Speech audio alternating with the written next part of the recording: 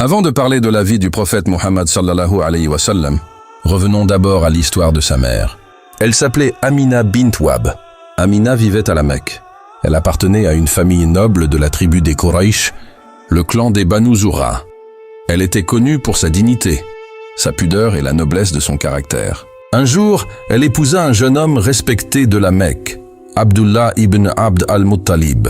Abdullah était le fils de Abd al-Muttalib, le chef honoré de Quraysh et le gardien de la Kaaba. Il était connu pour son honnêteté et son bon comportement.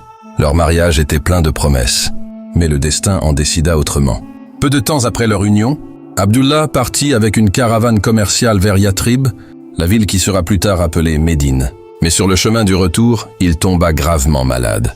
Il resta quelque temps à Yathrib, puis il mourut là-bas. À ce moment-là, Amina était enceinte. L'enfant qu'elle portait allait donc naître sans jamais connaître son père.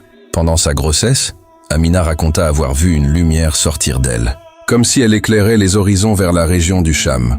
Les savants de la Sira mentionnent ce récit comme un signe annonçant la naissance d'un homme au destin immense. Puis arriva le jour de la naissance.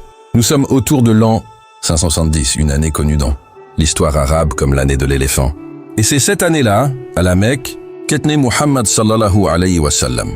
Lorsque son grand-père, Abd al-Muttalib, apprit la nouvelle, il prit l'enfant dans ses bras avec émotion. Il l'emmena près de la Kaaba pour remercier Allah. Puis il lui donna un nom très rare à cette époque, Muhammad. Un nom qui signifie « celui qui est abondamment loué ».